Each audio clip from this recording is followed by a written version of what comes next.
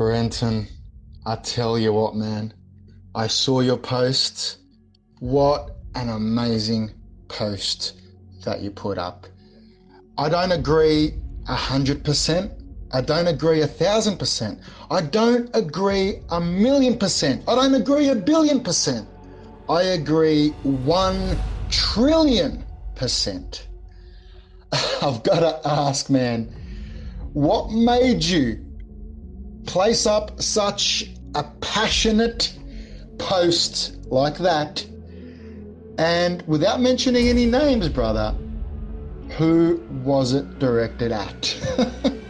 Well, I got to say, man, that first of all, thank you, and I mean, I've seen all the comments on that, and it's in the three different actors meetup groups. The Melbourne one, the Sydney one, and the Western Australian one. And I've got, I did notice there were quite a few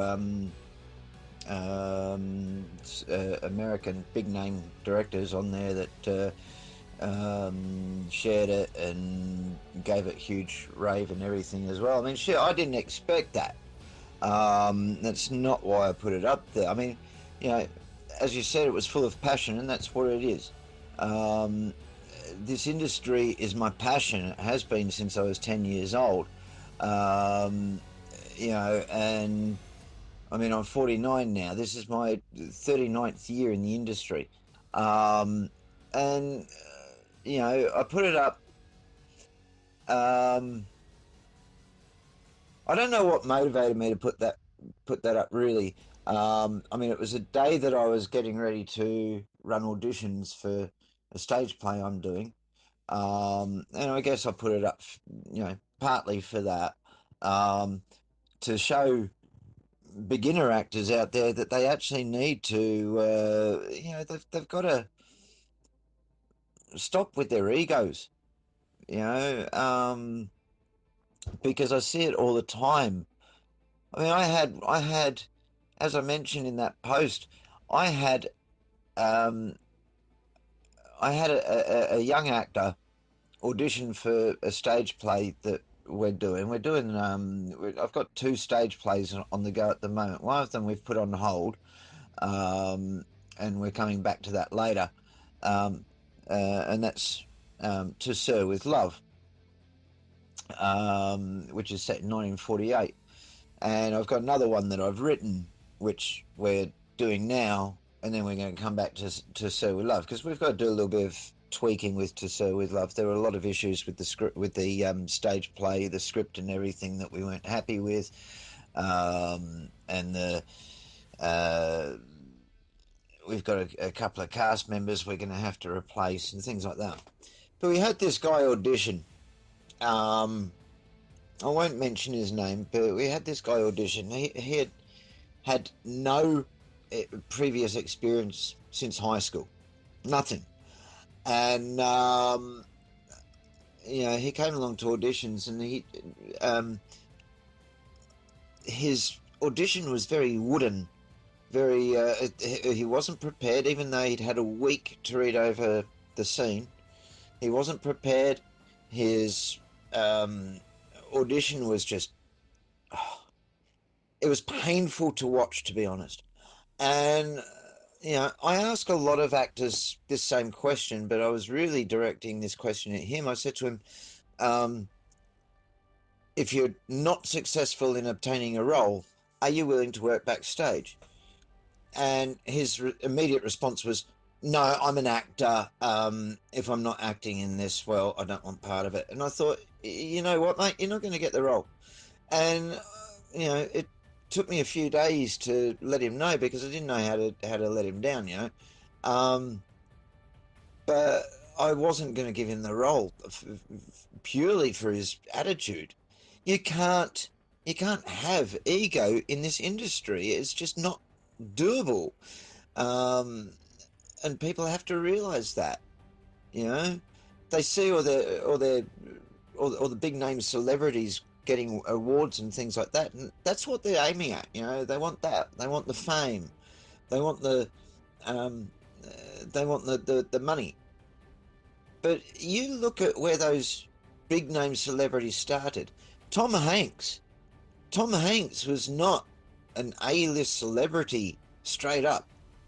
Tom Hanks, I remember seeing him in a B-grade horror film. I can't even remember the name of it, Gods and Demons or something. And it was, it was an appalling, badly made film. I mean, look, it was fun, but the editing was bad, the continuity was bad, and there's Tom Hanks playing a small role in it. He was a nobody, um, and I can guarantee if he got paid for that role, it wouldn't have been much, and it wasn't for fame because hell, that film would never have made him famous. Um, you know, I think the first big film I ever saw Tom Hanks in. I mean, I know he's done others prior, but the first one I saw him do was, I think it was The Money Pit.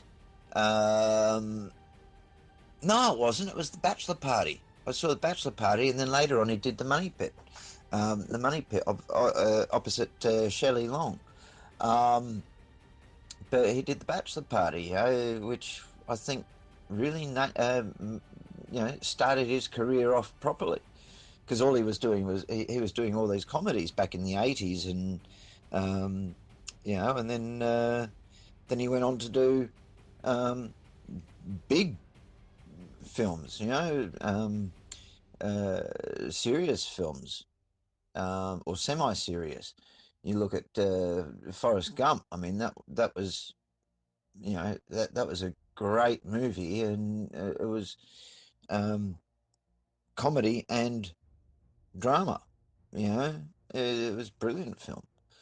So people have to realize you're not going to be a celebrity overnight. It doesn't happen.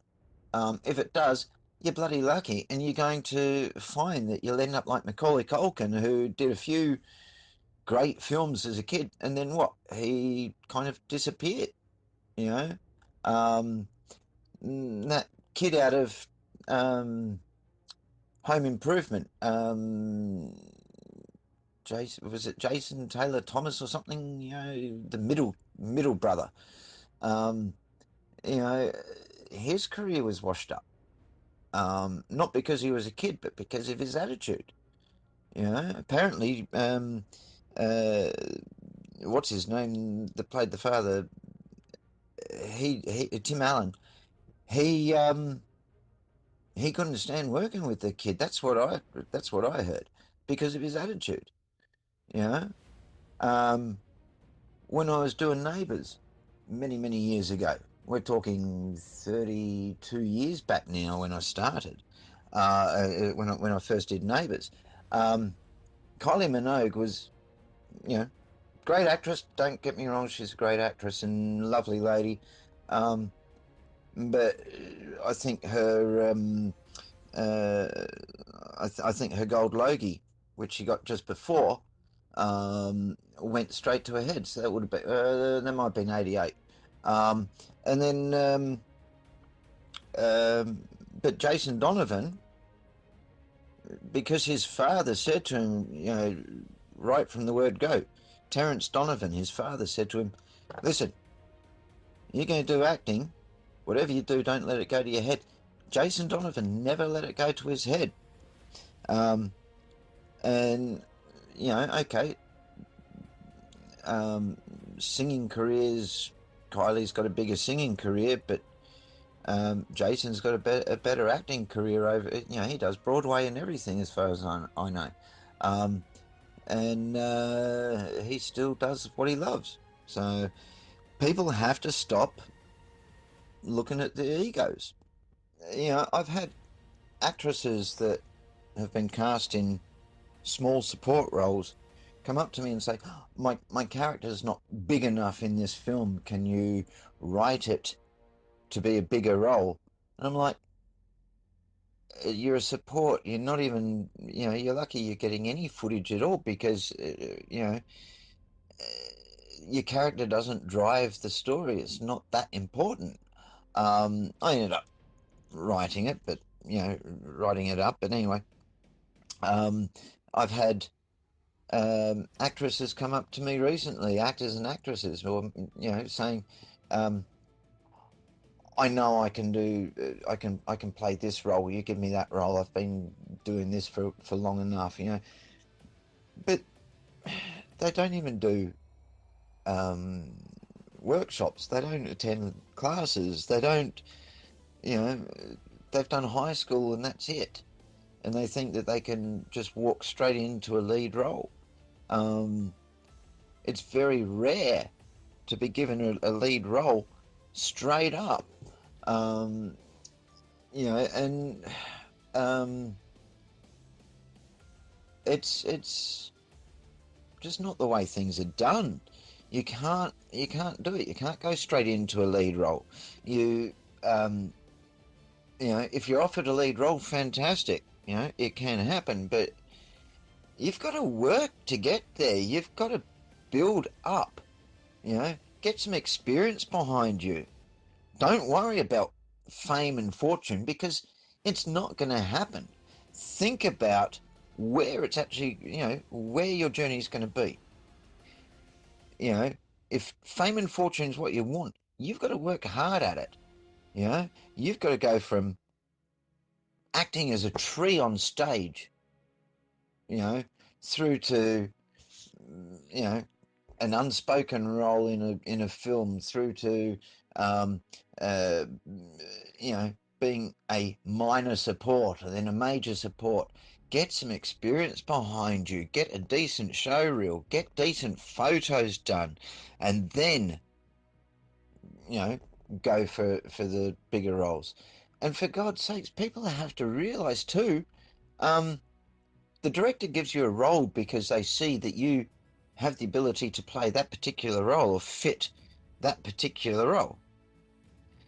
But if you go for a role that's not suitable for your personality, not suitable for your voice, not suitable for your physical appearance, Um, don't be surprised if the director, who's got a vision in his head, don't be surprised if the director says, no, I don't see you in that role.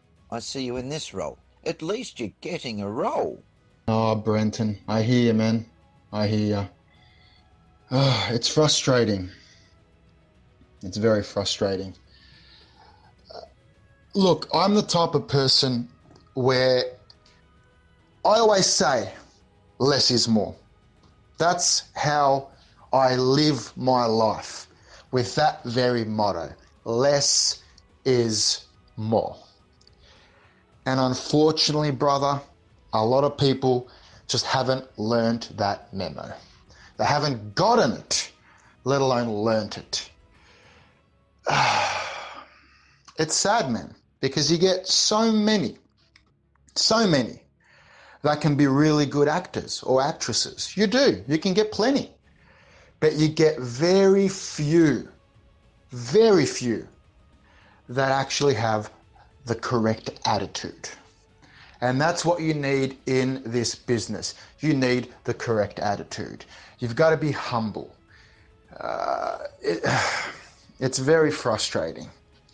Very, very frustrating. I went to Canada and I auditioned for Slasher, their new season that's coming up, their third season. It's on Netflix at the moment. Brilliant, brilliant show. I didn't get there overnight. I started from when I was 19 years old, doing home videos, making my own series, and working my way up. I got an agent a few years later. I didn't even know what an agent was. I got myself an agent. And I sucked ass at the beginning. I thought I was great. And you know what? I was a lot better than what I would have been had I not done all that experience on my own with my mates out and about filming from the age of 19. So I sucked compared to legit professionals Because professionals, they don't stop training. They still train. You don't become a professional, then you stop going to classes. You do night classes every week to brush up on your skills that you already have. So I was in there with professionals and I was green as grass, Brenton, but I didn't have an ego. I was very humble. I stopped talking unless I was asking a question and I was listening, mate. And slowly, and very fucking slowly, slow as a turtle, I got to where I am today.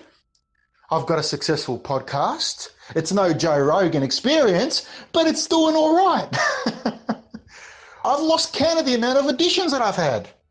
America, I auditioned for Gotham. Gotham! Canada, when I went up there to see family, I landed an audition for Slasher. And I'll talk about that and Gotham a little bit, later on when I'm able to. Not at the moment. If you want success in this business, you have to learn to listen and be humble and know that less is more. You're right, Johnny. It is frustrating. And it's unfortunately, it's the entitlement mentality that so many people have these days. They think that they can just walk in and go, I'm a star.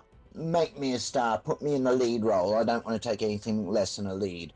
And it's like, okay, we'll give you an audition, but don't be surprised if you don't get the lead. It'd be like, I don't know, if you're a young kid, a teenager, and you're going for a 30 or 40-year-old role, it doesn't work, and you've got to understand that. Someone commented on my post. I can't remember who it was, but it's stuck in my mind. They blame the X Factor and shows like that. Because yes, on those shows, you can go in there with no experience, just self-trained, whatever. You can do whatever happens, get up there. If the judges like you, fantastic. You've got an opportunity. They see that. And they think, okay, I can do this. Doesn't work that way. All right. You've actually got to work towards it. And I'll put it this way: if you've got the entitlement attitude, if you go in there and you say, right, if you've got a bad attitude, if you've got if you're aggressive, no one's going to want to work with you. So you might get your chance. Let's say for argument's sake, as a director, and I've been a director for a long time, I give someone a chance in the lead, and then throughout rehearsals, throughout the show and all the rest of it, throughout filming or on stage, whatever, they show pure attitude.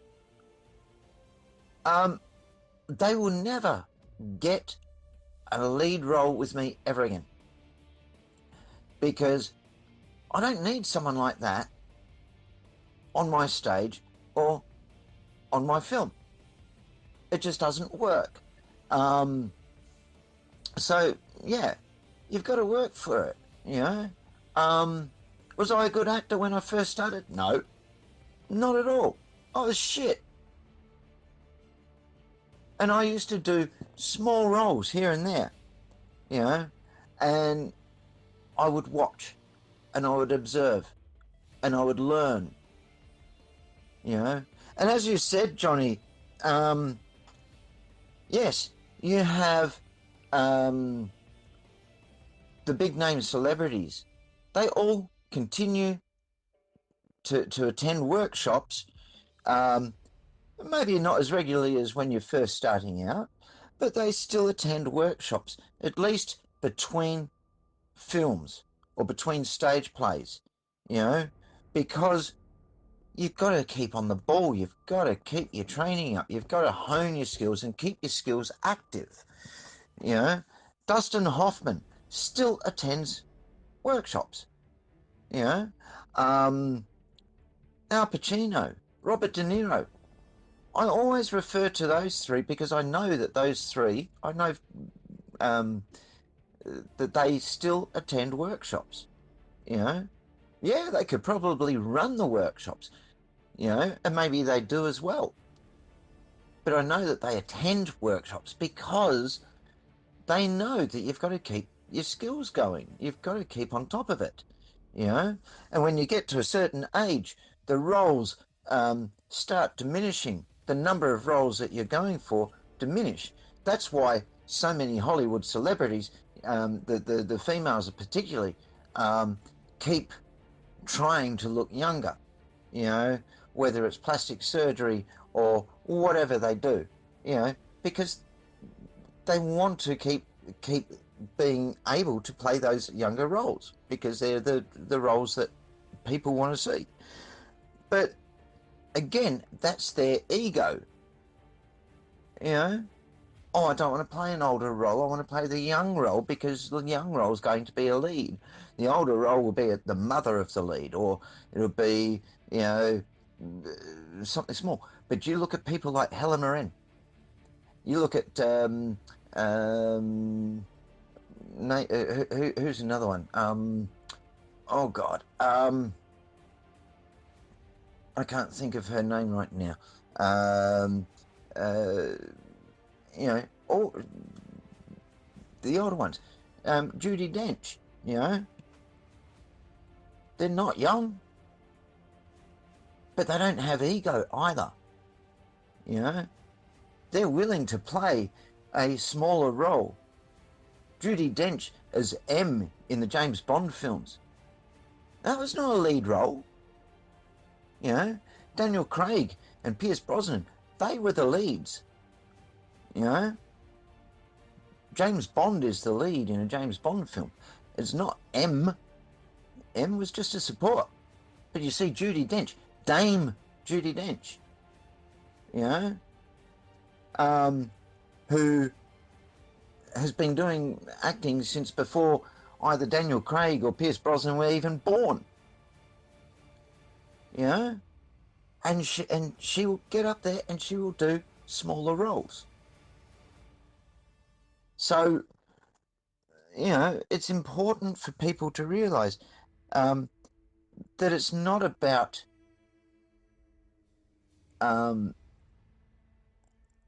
it's not about fame and fortune. It's about doing what you love. It's about, hey, there's a role that I fit. I'll apply for that. I will apply for that role because I fit that role, and that's a bloody good director. Well, that's a bloody good script. Well, that's a bloody good synopsis of a story because sometimes you don't get the full script. You will if you might for a film, but you won't. You won't usually get the full script for a stage play or something like that. So these people, these actors, especially beginner actors, and I keep coming back to beginner actors because I work with beginner actors a lot. They've got to work for it.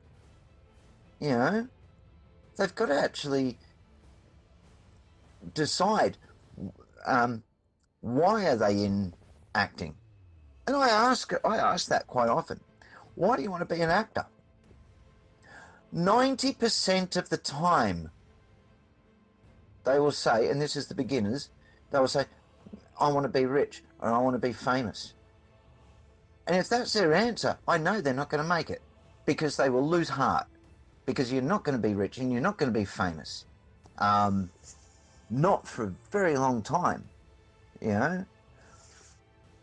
Established actors know the roles are far and few between. A paid role is even further between, you know? And if you think you're going to be famous, you're not going to get there until you actually do a famous show, you know, until you go and, if you're on stage, you're not going to be famous until you go and do Broadway. If you're in film, you're not going to be famous until you do a damn good film that's going to hit cinemas, or that's going to go off and be a Hollywood blockbuster, you know. But you can't expect fame and fortune to happen overnight. It is extremely rare. The other 10% of the people usually say, because I love the industry, I love pretending to be someone I'm not, I love acting, I used to love it in school, and I'd really like a chance to do it. I'll play anything. Put me in the background, I'll play anything. Those people are the ones who are going to make it. They're the people who are actually going to achieve what they set out to achieve. Not these ones who go, I want to be an actor because I want to be famous. I want to be an actor because I want to be rich. Show me one actor in Australia who is rich. I don't think there are any. You know, those in Hollywood, yeah, you've got to be an A-list celebrity in order to ask for millions, for a film.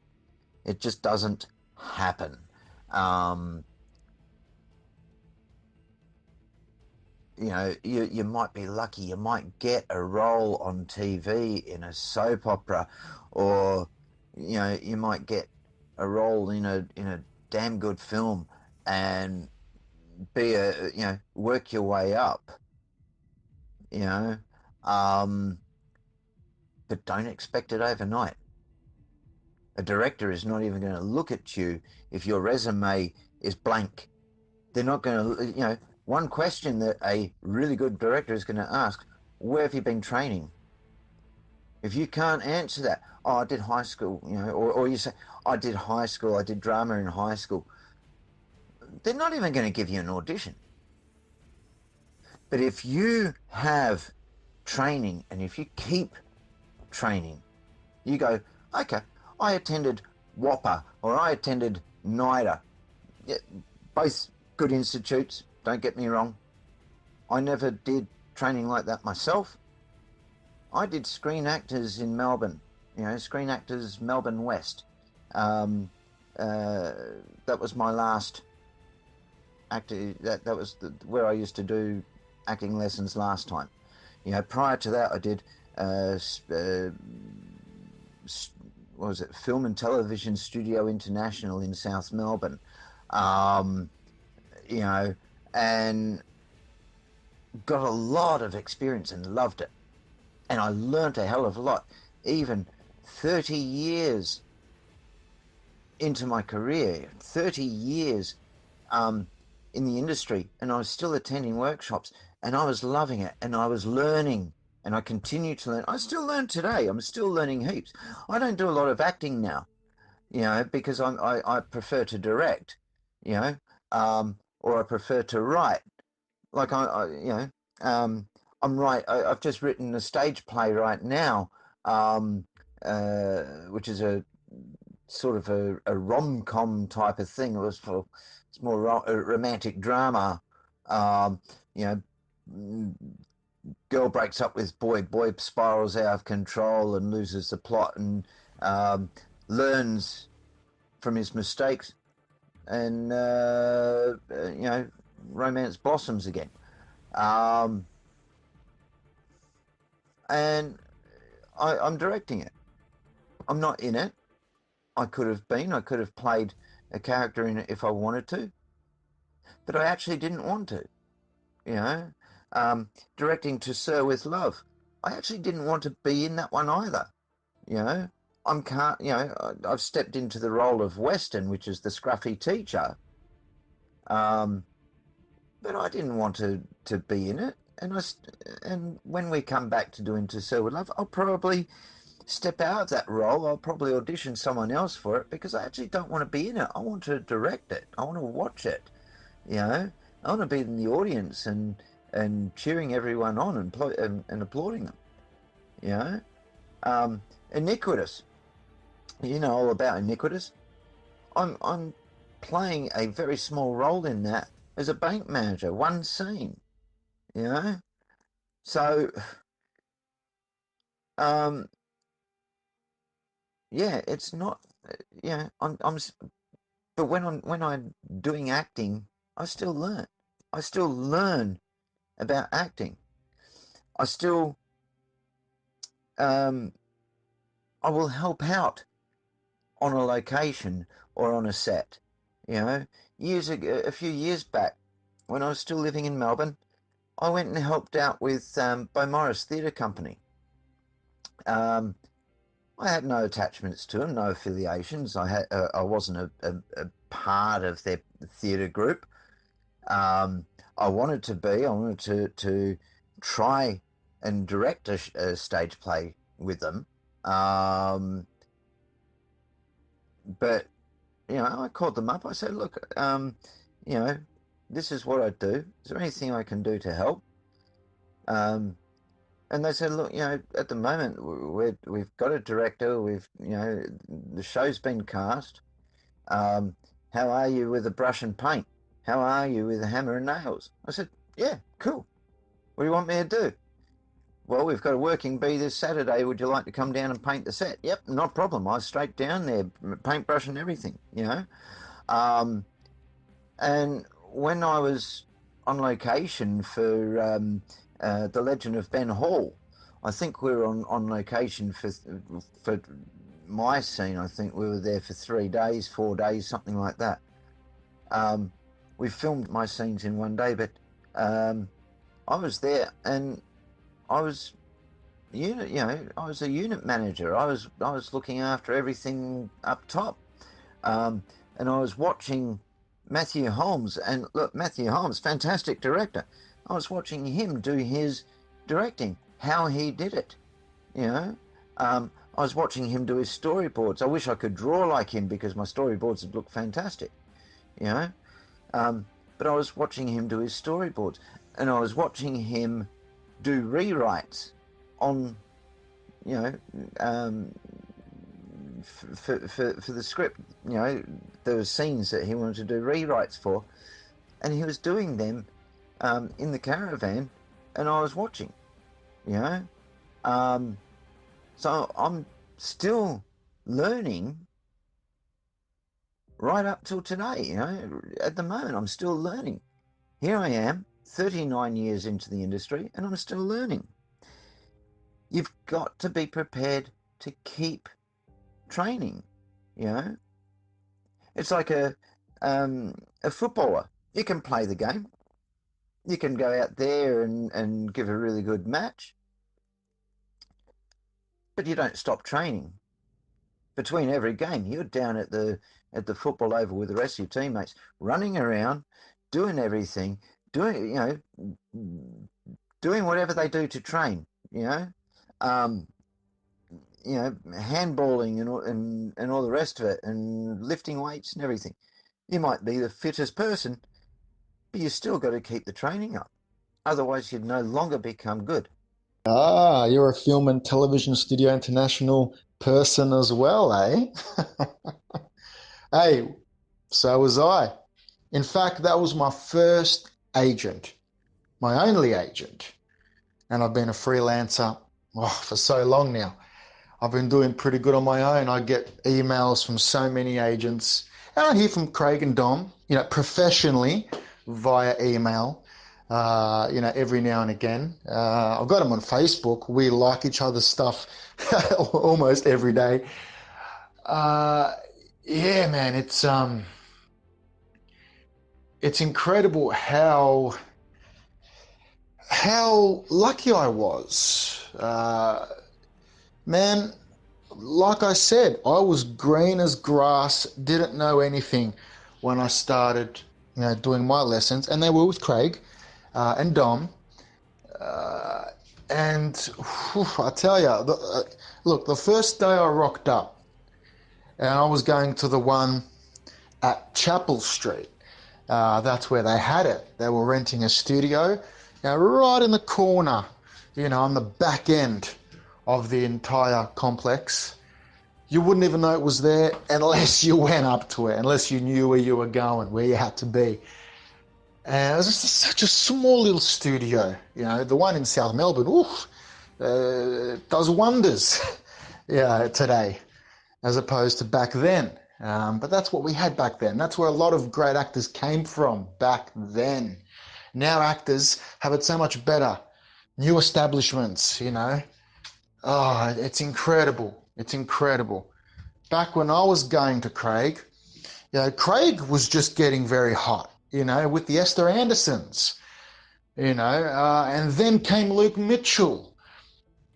It was all really, really awesome.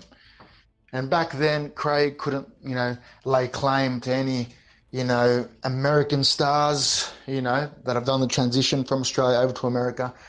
There was none of that. His biggest deal was Esther Anderson on Home and Away. Back then, we're going back at least a good 10 years now, a good 15 since TV meant anything. But I tell you what, man, up until the last, well over 10 years now, Home and Away, Neighbours, they still had, some appeal. Now, my YouTube channel gets more views than Neighbours or Home and Away combined. But back then it was a different story. And the biggest deal for Craig McMahon was Esther Anderson. That was, the golden ticket for Craig and Dom. Now the names are endless. Shani Vincent, Luke Mitchell, the list goes on and on. And I'll tell you, I'll never forget it. I rock up. Luke had been in the industry for a little while, and now his wife, Rebecca. Luke Mitchell, Rebecca Breeds, they were chilling outside. I believe at the time they were intermediate, and I was on the entry level, of course. It was my first day. They were intermediate. Then you got the Esther Andersons, which who knows what they're doing now, probably out of the industry. That happens to a few. Some just don't want to go over to America. They've got other, goals in life. For some, it was just a transitional phase, They didn't want to be in it for very long. When I rocked up there, it was Luke Mitchell, Rebecca Breeds chilling, and I didn't know if I was in the right place, a little freaking studio. And I'm like, I recognise them straight away. How do you not recognise Romeo from Home and Away and Rebecca Breeds? Anyway, so I played it cool because you don't want to be fucking awkward. So I go up to them because I can put on such an act. And you don't want to be awkward. So I go up there, hey guys, what's going on? Hey, what's up? They were really cool. I'm just trying to fucking, keep my fucking self from not marking out big time. And I just go, hey, do I have, the right place? They're like, yeah. They showed me inside. They showed me what it's like. We're chilling outside for a while. They were going to leave, but they didn't want to leave me alone, so we'd chill till others rocked up. I have this habit, Brenton, of going somewhere 45 minutes early. Hey, man, it's better to be early than to be late. Oh, man, it's just, it's absolutely crazy stuff that I do. So basically, they were humble. They were very nice. These two were made in Australia, and now they're made overseas. Luke Mitchell especially. Rebecca's doing her thing there too. But they were humble. They were very, very ridiculously humble. And it wasn't long after before, he got to the masterclass, and he made a name for himself. And so did she for herself. And then I was, sitting out there in the masterclass myself, waiting for others to, to greet them. Craig's cool, and Dom is really cool. They're lovely people. They taught me a lot. They gave me a chance back then when I was green as grass. And, Craig got me Underbelly. Craig got me Tangle. Craig got me quite a number of roles here in Australia. And the first one he got me, he signed me up Friday, went home, read through all the stuff, the stuff they give you, just information about the agency, yada, yada, yada. And that Monday, hey, they want you for Underbelly. I say what? I signed up Friday, weekend, I just chilled. And then Monday I was going to start doing classes, go to Underbelly. So I go, and it was meant to be just an extra role. And they saw me. They liked me. I was meant to be in class. But I went, and they said to me, how are you like when it comes to reading lines and this and that? I'm like, I can do it. Heck, I've never read, actual lines. I was supposed to be an extra, and before that I was doing my own stuff. I hadn't even had a class yet. I'm like, I can do it. Fuck what I'm going to say no, I can't. Thankfully, I'm a natural. So they gave me, quite a number of lines to learn. They gave me 15 minutes to learn them in the corner up in Brunswick. And then we had to shoot a scene in the alleyway with Jason Moran and a few others. Ironically, no one got to see it up until recently because it's been banned for like almost a decade in Melbourne. But anyway, I'm on box sets somewhere inside them, like you get to see me episode 9. The bummer is, I had lines, and this is literally my first ever gig. And I signed up on Friday, and then Monday, it's crazy. It's crazy. I went to the place where I'm meant to start. I meet Luke Mitchell. I meet Rebecca Breeds. I get told, well, you're not going to stay in class because we want you to go. Some casting agent wants you to go to Underbelly. I'm like, are you pulling my leg? Is this a rib on the new person? Yeah. So, because over the weekend, because Craig has this book where he puts all these, people in it. And basically casting directors get to see it. So who knows, maybe on a Sunday night, some casting director sitting there, and is looking through to cast for Underbelly, for the current episode that they're doing, and saw my mugshot, because my headshot is a mugshot, and goes, yeah, this guy will be good. I couldn't believe it. Definitely lucky, man. This doesn't happen, but I was lucky, Hey, you never know, man. You never know. And so I went to it. What was meant to be an extra role turned into a role with lines. I was spewing, Brenton. I was spewing because we went, we shot it. I left with a big motherfucking smile on my face. And I found out when the episode came out, because I'm not going to fucking call you, hey, Mr. A-lister Johnny K, by the way, you don't know shit. Craig didn't know what was going to happen. But then, after a few months, when it does appear on television, because it usually takes a few months from when they actually record the scenes to when it goes up, I realized that they cut out all the lines that everyone said, including mine. I don't care about the other people's lines.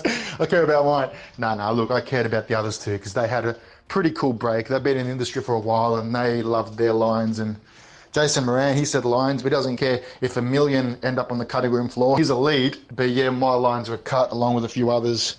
And it was just dubbed by music in the background. And I was very sad.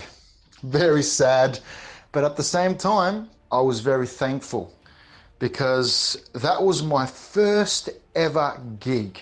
First ever. After signing up just a couple of days prior. And I got to be in that position. And I was thankful. I was grateful. And I got a really good fucking paycheck. Oh, god damn. I got a really, really, really good fucking paycheck. But yeah, it's just one of those things. Yeah, I was pretty distraught because that's a natural feeling that you get. But after that, I got Tangled. I got, a couple of other shows that I got to be in, bit parts, and then the rest was extra work, just building myself up, learning, the industry around me, learning how things work, taking notes, listening, mate. And yeah, I did a lot of that. And then my luck started to change. I started getting, guest roles, Rush for Channel 10. I had so many auditions. Didn't get the roles there, but hey, you have to go, you got to audition. That's how it is. And if you get chosen, you get chosen. Some people don't even get auditions. And after that, it was quiet for a while. I just continued to do extra work. People don't realize extra work. I mean, you go there, you get paid a fuckload. You sit around half the time, and then you just go in the background. Sometimes you're on camera doing something very minor. You get paid really well. I did extra work for 2 nights. 2 nights. Had to come back with the same clothes to keep continuity. Didn't say anything, didn't really do anything, and I got paid $1,700. $1,700, and that was clear. It was over $2,000, and my agent, Craig and Dom, they got a percentage. It's free money. So I tell you, it was incredible. And I learned to always be humble. Always, man. You've got to be humble in this industry, Brenton. And, any role you get is a big deal. It's a bit, hey, I tell you what, man, any role I get, I cherish it. Whether it's, a cameo, a bit part, a guest role. Heck, honestly, I prefer those. I don't want a lead role. Honestly don't. If I was offered a lead role, I'd go for it. I'd be stupid not to. But for me to go and audition for a lead role, off of my own accord, tell my agent, here, put me forward for, no, I don't want lead roles. I don't like them, man. They give me too much anxiety. Unnecessary anxiety.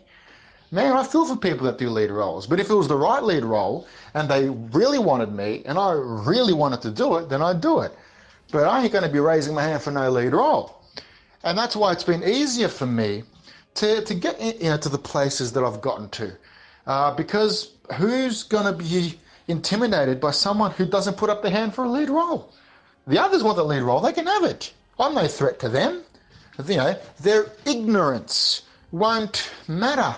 That, hey, I'm in line for this bit part. I'm in line for this cameo. I'm in line for this guest role. They don't care. All they care about is that lead role. And their ignorance, as you pointed out, I want a massive role. Their ignorance, is my fucking blessing. Because I get all that good stuff. And they're going to chase a lead role and they're never going to get it. Not with that attitude. So, my advice to people that are starting out and my advice to people that, are doing well and feel as though they can, take on, a really cool gig, always be humble and always just have your head switched on and listen. Listen to people. Any role you get, you take it. Any role.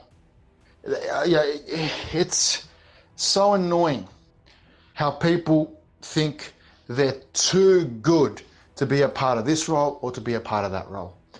Any role you're given, You take it. All right, Johnny. Well, that brings me to what beginner actors need to do, because as you said, you talked about how you started out. I started out when I was 10, and it goes back 39 years. Um, I won't go into all the details. But what does an actor actually have to do when they're first starting out? So I'll do this in stages. So point one, get some experience. Go and do community theatre. Go and do student films. And watch the stars of those things and work out how you actually need to do different characteristics, movements, and all the rest of it. How to act to camera, how to act on stage. Point two, do workshops. There are some great places to do workshops, and I'm not talking NIDA and WAPA. I'm talking about studios that will teach you once or twice a week the basics, and you start off with that, and then you sort of progress up. That's point two. And you're not spending thousands, which you would be in WAPA or NIDA, and not getting anywhere. You might find in those places, you might find, oh God, acting's not for me, or I'm not for acting. But if you do the workshopping, you're not spending thousands, you're only spending a little bit, and you're not wasting money. The next point, get yourself an agent. You're probably not going to get an acting agent straight up. You might have to settle with an agent that just handles extras for a while, just to get some experience on a film set. And you can learn so much from watching. As you said, you learn so much from watching. But then you go for an acting agent, one that handles actors. But watch out for the agents who only, who charge joining fees or annual fees, because they're the agents who don't need to work for their pay. I had an agent years ago, and she charged me $200 to join her, and I didn't know the difference at the time. I didn't know that what to look out for. It'd been a long time since I'd actually had an agent. I was freelance for so long, but I got an agent, and I was rapt to have this agent because she was recommended to me. Charged me $200. I was with her for 6 months. She got me to sign up to a website, which cost me more money again. Websites, yes, you might have to, depending on the website, but watch out for which website. Ask other actors, oh, do you use this website? But if an agent asks you to pay, say, $200 for joining fees, if they've got 400 people on their books, that's $80,000 that they've earned just by getting people to join their books. An agent earns commission, so be very careful. Watch out for that. If I was charging $200 to join an agency that I ran, and I had 400 people, I wouldn't be putting anyone. I wouldn't need to put anyone forward for jobs. There'd be the occasional one, but I wouldn't. Where's my motivation? So just be very wary of agents who charge fees. And you don't, no matter what they say, you do not have to use their photographer. You can have a look at the photographer's photos, look at their website, have a look and see what the photos are like on their website or on their books, and go, okay, so this is the color background they want. All right, and make sure you've got contrasting clothing. Go and get professional photography done that's cheaper than what they might charge, or get, just, you might be able to find someone who's able to do a professional style photo, that won't charge you very much at all. Maybe a little bit, maybe not even anything, you know.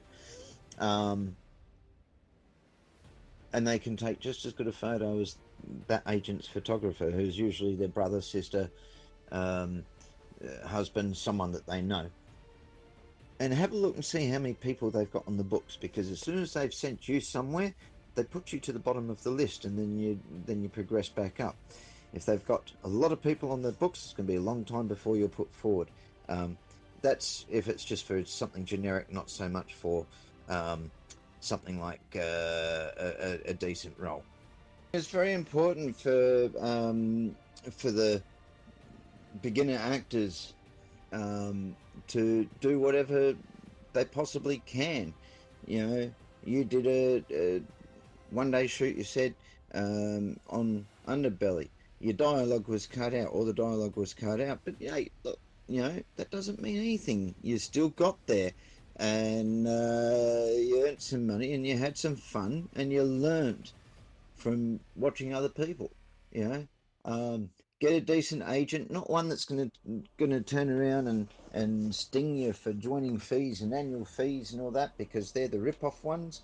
Not ones that have got hundreds and thousands of people on their books, because you're not going to get work, not regular work, because they're going to put you, as soon as you've done a gig, they're going to put you at the bottom of the list, and then you have to work your way back up again. Find out, what sort of photos that an agent uses, and do those, get your headshots to look the same. What sort of background do they have? Do they use a light colored background? Do they use a dark color? Do they have natural setting behind you, or what? And make sure you get photos. You don't have to pay for professional photos, but make sure you've got some decent looking photos, at least to start with. Get your show reel, no more than 3 minutes. The show reel should show different samples of your work, not just one scene for 3 minutes, but lots of different snippets, different emotions, different characteristics, different characters, and show the best of your work. Put the very best right at the very start. No more, because a director may not watch more than 1 minute of it, and you have to grab their attention in that 1 minute. If you put the worst of your acting right at the start, they're not going to follow on. They're not going to watch the rest of it. Do some networking. I'm on Facebook. Contact me on Facebook. I'm almost at 5,000 Facebook friends, but contact me on Facebook. I'm happy to talk to beginner actors. Very happy to talk to them. Very happy if they're, if I'm able to put people forward for roles. Don't ever. That brings me into another point, though. Don't ever nag a director. Don't ever say to a director, "Hey, listen, can I be in your show?" That's happened to me. I've had people come up to me and say, "Go roll for me in your movie.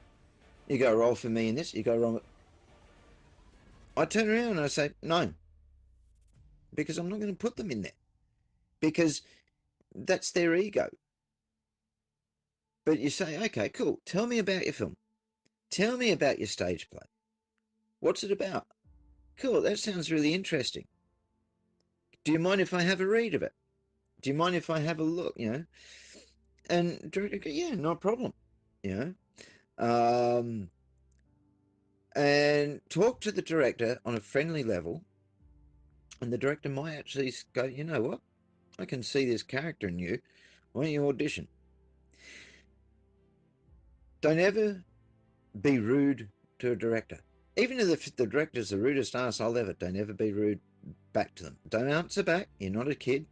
Don't answer back, because if you answer back, you're going to get reputation of being argumentative and difficult to work with, and you don't want that. You want to be known for someone who can actually do a decent, who's easy to work with, because people will work with you. I said that once before. We were talking about Jason, whatever his name, Taylor Thomas, the kid out of Home Improvement. So yeah, make sure that you're actually easy to work with. Learn as much as you can from people in the industry without demanding. Don't ever demand. It's not good. Be prepared to be an extra for a while. Go and do some extra work. But once you've got a bit of experience under your belt, you've done lessons and all the rest of it, and you've done workshops, and you know, you've got some student films, and you've got a decent show reel. Then go for an agent who will actually represent you for acting roles rather than just extra roles. Beyond Actors is one that I always recommend. She was my last agent, Joanne. Great agent, loved her to bits. She was near Coal Creek in country Victoria, out that way somewhere. I can't think of the actual suburb, but Coal Creek was a pioneer village type thing. So she's out near there somewhere. But look her up, Beyond Actors, and she's pretty good. And she limits her numbers so that you actually have more of a chance to actually get roles. Because you got to remember, every agent gets the same casting calls as the others. They all get the same brief, and they'll all put you forward for auditions, no matter what. So yeah, just work your ass off. Easy. Experience is a huge thing. That's number one. You need to have quite a bit of experience straight off the bat before any director or producer wants you in a show or in a film. Now, how do you get it? By being in student films, web series that students put together. There's a lot of filmmakers at uni. A lot of them, a plethora of filmmaking students. And they need to cast plenty of actors and actresses. So you go and you do those. And you add them to your acting CV. And from that, you get a show reel. You put a show reel together with a whole bunch of different clips from students' projects. And that's a really good start. Then you go to an agent, like you said, Brenton, where they deal mainly with extra work and modelling. But for the acting industry side, it's pretty much extra work. They might have a contact or two where they can get you in the door with some sort of legitimate role. No matter what it is, it wouldn't be a lead, but it might be a bit part or a cameo. But it's mainly 90% extra work. So basically, that's where you got to start. That's where you got to start and work your way up. Now, I'm one of the very few that have good luck. I was lucky. Tremendously lucky. That said, Brenton, it wasn't all just luck. You can't just be lucky. This isn't, the MGM Grand. You're not at the casino in Vegas. You're not at Crown sitting at a table playing poker. It's not just luck. Luck has a lot to do with it, but it ain't just luck. I, as you know, Brenton, had my TV show. It was a TV show. It went on Channel 31. Now, back then, Channel 31, you could barely pick it up in Melbourne, let alone all of Victoria, let alone Australia. And it was staticky, and you could barely pick it up properly with those bunny ears that we had. But it went in quite a number of homes across Melbourne. Victoria, forget it. Australia, no chance. It was community television. Just how America has syndication. That's what they call it. And syndication is at 2 in the fucking morning. I was lucky to have it up at midnight. So, midnight, someone's still awake. 2 in the morning, I don't know. So it was on a Saturday night at midnight. And every weekend, people would watch Oakley. and it got a pretty good rating. For that channel, it was the highest rated show. It reminded them of Fat Pizza. So I had that, and Craig knew I had that. Craig saw that, and that's what got me a legitimate agent. And when I mean legitimate agent, I mean a proper, legitimate acting agent. Not an agent that's in the industry that deals with extras and models. They're cool too. You get a lot of dodgy ones, and we'll cover that. You know what? We'll cover that, Brenton. In the next edition, we'll go into detail about dodgy agents and joining fees. We're going to cover it. We're going to do it, Brenton. We're going to do it. So you get a lot of dodgy agents, but you do get a lot of genuine ones that focus on extras and models. But I'm talking about an actual, a proper, a legit, a genuine acting agent. I got that type of agent right off the bat, straight away. Straight away. And that very rarely happens. It very rarely happens. And it's because I had that experience. Oakley, my television show, if you'd, technically it's television, but I was going to say if you'd even call it that, it was still on a network, on TV. It was on TV. Now Channel 31 is pretty fucking awesome. It's digitally picked up like every other channel is now in today's age. And it's just as good as SBS or any other fucking channel. God knows we've got fucking 50 of them now. But back then you had your 10, your 9, your 7, your ABC and your SBS. So you only had a handful of, channels, literally 5 channels, one handful, just 5. So, yeah, I mean, it was still a big deal. You didn't have much back then. Fat Pizza was on SBS and Channel 31 didn't have anything. They were covering planting, flowers and plants and growing a garden. But they didn't have anything like what I had. What I had was cutting edge. What I had was revolutionary for Channel 31 at the time when nobody was doing anything. And I created a lot of buzz. The only great thing they had before my television show Oakley was Rogue McManus when he was starting off. He started off on Channel 31. So that was the platform that got me on the map in Australia, to get myself noticed in Australia. Craig noticed it. He goes, all right, I'll put you on my books and you can start joining my classes. And the rest is history.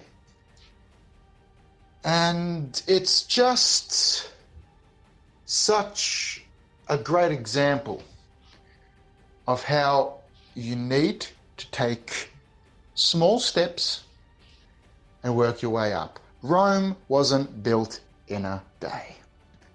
And people have got to realize that. That was my show reel, Oakley, on Channel 31. Had I not have had that show of mine, Oakley, on Channel 31, I would have started with an extras agent. Just some extra and modeling agency, out in wherever. And I sure as hell wouldn't have been a model because I ain't no fucking model. So I would have spent quite a number of years just at an extras agency. And then I would have moved up to the level that I initially started at. And heck, if Channel 31 hadn't have picked up Oakley, then who knows if just that alone, just off of my hard drive, if that would have been enough. It could have been. The experience is there. Experience is no different whether it's on my hard drive or on channel 31, but having it on channel 31 means people invested in it. Channel 31 invested in it. I didn't get paid a fucking cent. Most people have to pay themselves to get airtime on channel 31. I didn't have to pay anything because my show was that great. They aired it for free, midnight. And it wasn't the last show. The last show was at 3 fucking a.m. And I got, boom, the midnight slot, which is really fucking cool because people are still awake at midnight. They don't go to bed until 1:30. You know, that's the latest.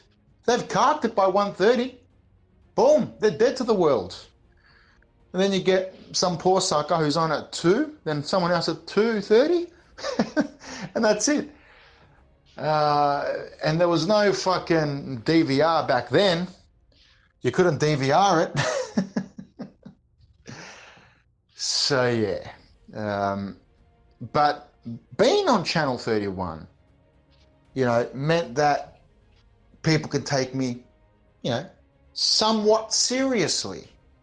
It's Channel 31. It's not Channel 7 or Channel 10 or Channel 9. Heck, even the Fat Pizza, you know, crew, they barely got any freaking recognition, and they were on SBS. And SBS is pretty alright. So, yeah. You know, I got lucky. I got really lucky, but it didn't come without hard work. That's what people have to realize. People have to realize you have to work hard. You then have to work astronomically hard, and we'll get into that another time. Because it's not how hard you necessarily work. It's how smart you work. Don't get me wrong, you got to work hard, but not necessarily. It's all about how smart you work. You got to have a fine balance between hard and smart. You got to be right bang smack in the middle. You go too high up in the working hard department and you're going to burn yourself out. But we're going to cover that in detail in yet another podcast with Brenton Foale, as well as the one with the dodgy agents. Oh, Brenton, I mean, I tell you what, it's crazy. It's absolutely crazy. Look, we got him here, man. We got him here. I want a bigger role. Any role you get should be a big role to you. It should be meaningful to you. You should love it. You should cherish it. It might not be a big role to the person watching on the television set or in a cinema, but it should be a big role to you, always. Whether it is 100 lines, whether it's one line, whether it's one fucking word. Whether you say nothing at all, every role should be treated as a big role. I won't play a support. I'm a lead actor. What's wrong with playing a support? What's wrong with Robin tagging with Batman? You have a problem with Robin? You know, there's so many supporting actors in a show or in a film. But you don't want to play a support because you're too fucking good to play a support. You've got to have a lead fucking role. The only lead you should take is in a fucking psych ward if you think you're better than everybody else. I want more lines. Really? You want more lines, do you? You want more lines. How about being appreciative of the lines you have been given? Try that. See how it fits you. My character isn't big enough. Your character isn't big enough. Really? Your character isn't big enough. Well, what do you classify as big enough? How big do you want your character to be? Bigger than the guest roles actors get? Bigger than the lead roles that actors have? How much bigger do you want your character to be? My character isn't big enough. You know it is big enough? Your fucking ego. That and your stupidity. I don't need to rehearse. I know what I'm doing. Really? you don't you don't need to rehearse. Really? Really? You don't need to rehearse. You know what you're doing. Well, the person, this is so fucking idiotic. The person has to read lines with you. You realize that, yeah? The person you're in a scene with has to sit down with you and go over the lines. Then you've got to get up and actually perform the scene. Or do you think you just do that when you're on the set, you fucking idiot? I don't need to do lessons. Workshops. You don't need to do any lessons, do ya? You don't need to join any workshops, do ya? If you don't do any acting lessons or workshops, you fucking moron, how are you going to grow as an actor? How are you going to continue to grow as an actor? How are you going to continue to learn? Because nobody ever stops learning. Mel Gibson hasn't stopped learning. Nicolas Cage hasn't stopped learning. The Rock hasn't stopped learning. You stopped learning a very, very long time ago. Go to Coles, stack shelves, and I doubt you could even do that, but they can always make you face. Really? Really? You're gonna stay with someone who fucking yells at you and swears at you and mentally and physically abuses you? You're gonna stay with someone like that? If someone's waving a broken glass bottle around and he wants to go the entire fucking neighbourhood, are you going to go break a glass bottle and go up there and try and go him as well? Did you actually go to uni? Did you actually get a degree or a master's or a PhD or a yabity yabity or a fling dang bellaboo or a yabity yabity a fling dang yabity boo doctoral or a fucking yabity yabity a fling dang bellaboo and a yumbling chabla game? Most women that I know are fucking miserable. And they're drop dead fucking gorgeous and they're fucking miserable.